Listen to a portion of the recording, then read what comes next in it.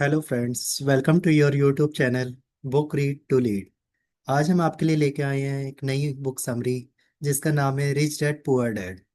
Rich dad poor dad एक बहुत ही नामी गिरामी बुक है जिसको लिखा है रॉबर्ट टी कियोसाकी ने। ये बुक दो प्रोस्पेक्टिव्स को लेके चलती है, मनी एंड लाइफ को। इसके अंदर दो डैड एक्सप्लेन करे गए हैं, one is rich dad and another is poor dad. Rich dad वो डेड है जो बेसिकली लेस फॉर्मली एजुकेटेड है लेकिन फाइनेंशियली वाइज एंड वेल्थी है। पुअर डेड उसको डिनोट किया गया है जो कि हाईली एजुकेटेड है लेकिन फाइनेंशियली इनसिक्योर है। उसी इसी बुक के अंदर हमें की लेसन्स डिफाइन करे गए हैं, जैसे कि number one, the rich don't work for money. ये लेसन हमें बताता है कि जितने भी रिच पीपल होते हैं वो मनी के लिए काम नहीं करते हैं। Poor people work for money basically. Rich people make money work for them by investing in assets. जितने भी रिच पीपल होते हैं वो मनी के लिए काम ना करके अपने एसेट्स क्रिएट करते हैं, फिर उनको इन्वेस्ट करते हैं ताकि वो एसेट्स उनके लिए मनी अर्न करें। सेकंड की lesson is that you should know the difference between the assets and the liabilities. हमें पता होना चाहिए कि कौन से ऐसे चीज़ें हैं जो कि असेट्स डिनोट करती हैं और कौन सी ऐसी चीज़ें हैं जो कि लायबिलिटी डिनोट करती हैं। उसी के अकॉर्डिंग हमें वो असेट्स बाय करने चाहिए और अपनी लायबिलिटी रिड्यूस करनी चाहिए। फॉर एग्जांपल, असेट्स क्या होता है basically? Assets puts money in your pocket. जितने भी एसेट्स होते हैं वो उस टाइप के एसेट्स होते हैं जो कि मनी जनरेट करते हैं। Money generate in the sense, for example, अगर आप स्टॉक्स में इन्वेस्ट करते हैं या रियल एस्टेट में इन्वेस्ट करते हैं या किसी बिजनेसेस में इन्वेस्ट करते हैं तो वो आपका एक मनी जनरेट करने में हेल्प करते हैं। फॉर एग्जांपल, जब आप स्टॉक्स में इन्वेस्ट करते हैं तो स्टॉक्स से आपको दो टाइप की मनी अर्न होती है। वन इज उससे आपको डिविडेंड मिलता है एंड सेकंड इज उससे आपको ग्रोथ मिलती है। जैसे स्टॉक का प्राइस अप्रिशिएट होता है वैसे वैसे आपकी वैल्यू जनरेट होती है। और जैसे कि सेकंड एग्जांपल था हमारा रियल एस्टेट। रियल एस्टेट भी एक एसेट होता है ताकि जब भी आप रियल एस्टेट परचेज करते हैं, फॉर एग्जांपल आपने कोई हाउस परचेज किया, अब उस हाउस को आपने रेंट पे दे दिया, तो जो आपकी रेंटल इनकम है वो एक तरीके से आपका जो रियल एस्टेट है वो आपको इनकम अर्न करके दे रहा है। Liabilities means take money out of your pocket. जितनी भी लाइबिलिटीज होती हैं वो आपकी पॉकेट से मनी को रिड्यूस करती हैं। तो इसलिए आपको ये डिफरेंस जानना बहुत ज़रूरी है कि कौन सी ऐसी चीज़ें होती है जो कि असेट्स होती हैं, कौन सी ऐसी चीज़ें होती है जो कि लाइबिलिटी होती है। लाइबिलिटी को हम ऐसे भी समझ सकते हैं जैसे कि आपने कोई हाउस लोन ले लिया।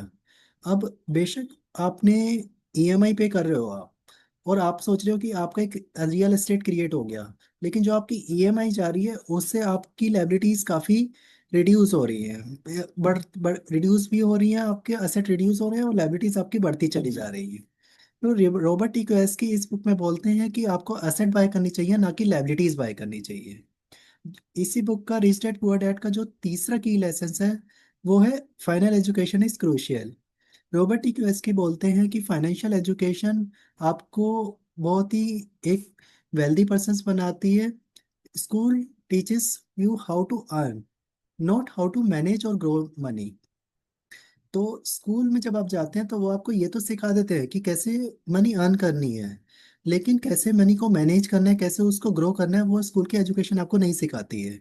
तो इसलिए आपको accounting, investing, markets and law के बारे में पता होना चाहिए ताकि आप अपनी मनी को ग्रो कर सकें। इसी बुक का की लेसन है mind your own business. Robert Kiyosaki कहते हैं don't just work for someone else. जैसे कि हम जॉब करते हैं तो इसका मतलब ये है कि हम जॉब जॉब कर रहे हैं तो हम उसकी हेल्प कर रहे हैं, उसके बिजनेस को ग्रो कर रहे हैं।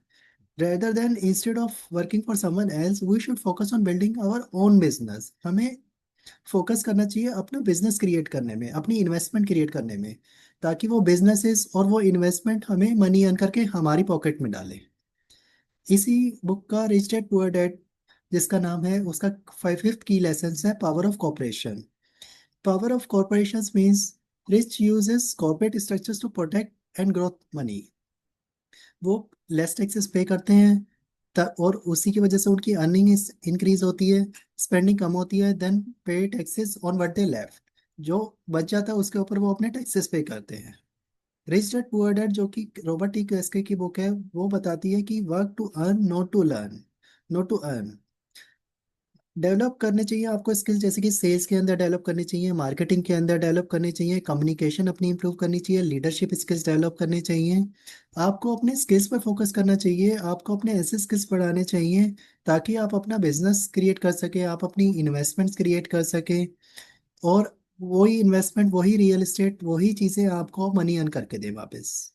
Value learning over short-term salary means instead of working for someone else, we should focus on creating long-term wealth. सो इस बुक से हमें ये समझ में आता है कि जो माइंडसेट है इसका, इस बुक से हमें ये समझ में आता है कि जो माइंडसेट है इसका वो है, पुअर डैड कहते हैं कि I can not afford it, but rich dad कहते हैं how can I afford it. So इन दोनों सेंटेंसेस में दोस्तों बहुत फर्क है। जैसे कि पुअर डैड बोलते हैं कैन नॉट अफोर्ड इट, तो वो कभी अफोर्ड ही नहीं कर पाएंगे उस चीज़ को, और वो सोच भी नहीं पाएंगे कि कैसे मैं उस चीज़ को अफोर्ड कर सकता हूँ। लेकिन रिच डैड बोलते हैं कि how can I afford it. तो जो भी वो सोचते हैं, जो भी उनसे बोलते हैं, बोला जाता है कि आप इस चीज़ को कैसे ले सकते हैं, तो वो उसके बारे में विचार करते हैं, सोचते हैं कि कैसे मैं उसको अफोर्ड कर सकता हूँ, कैसे मैं वो क्रिएट कर सकता हूँ वैसे। So things in terms of opportunities not limitations. So जो इस बुक से, जो इसका नाम है रिच डैड पुअर डैड, उससे हमें क्या सीखने को मिलता है, क्या एक्शनेबल टेक अवेज हमें सीखने को मिलते हैं। Number one is build multiple income streams. हमें अलग अलग मल्टीपल इनकम स्ट्रीम्स बिल्ड करने चाहिए। फॉर एग्जांपल हमें शेयर्स में इन्वेस्ट करना चाहिए, हमें म्यूचुअल फंड में इन्वेस्टमेंट करनी चाहिए, हमें रियल एस्टेट में इन्वेस्टमेंट करनी चाहिए। जितनी भी ये सारी चीज़ें होती है, ये आपका असेट क्रिएट करती है। और हमें लायबिलिटीज अपनी रिड्यूस करनी चाहिए। फॉर एग्जांपल हमें ईएमआईज नहीं लेनी चाहिए। Second is invest early and often. तो जितनी जल्दी से जल्दी हो सके, in the at the age of 20-25 आपको इन्वेस्टमेंट स्टार्ट कर देनी चाहिए, सो डैट आपका एसेट जल्दी से जल्दी क्रिएट हो और आप फाइनेंशियली फ्री ऑन टाइम हो सके। Number three is focus on buying cash generating asset. जैसे कि अभी हमने एक्सप्लेन किया कि cash generating assets like shares में इन्वेस्ट करना चाहिए आपको, ताकि आपको डिविडेंड रेगुलरली आती रहे। तो this is called cash generating assets. Number four is constantly upgrade your financial knowledge. ये दोस्तों सबसे इंपॉर्टेंट प्रिंसिपल्स है, सबसे इंपॉर्टेंट की टेक अवेज है। क्योंकि हमें स्किल्स इंप्रूव करने चाहिए ताकि हम उन स्किल्स को यूज करके अपनी इन्वेस्टमेंट बेस बिल्ड कर सके, हमने एसेट बिल्ड कर सके। अगर आपकी फाइनेंशियल नॉलेज कम होगी, तो आप instead of creating the assets, you will and up losing creating the assets and will build liabilities instead of assets. So the final thought of this book, from this book, is the single most powerful asset we all have is our mind. If it is trained well, it can create enormous wealth. Means सबसे important asset जो है हमारा mind है। अगर हम अपने mind को ऐसे डेवलप करेंगे, ऐसे स्किल्स सीखेंगे जिससे कि एसेट्स डेवलप हों, उसको अच्छे ऐसे ट्रेन करेंगे कि जिससे हम अपनी इन्वेस्टमेंट बिल्ड कर सकें, तो वो आपकी एनॉर्मस वेल्थ क्रिएट कर सकता है। सो थैंक यू दोस्तों। अगर आपको ये समरी पसंद आई हो, तो हमारे चैनल, आपका चैनल प्लीज़ लाइक कीजिए, सब्सक्राइब कीजिए, अपने दोस्तों के साथ शेयर कीजिए। और हाँ, कमेंट में लिखना मत भूलिएगा कि अगली वीडियो आप किस बुक समरी की देखना चाहते हैं, किस टॉपिक के ऊपर देखना चाहते हैं। Thank you.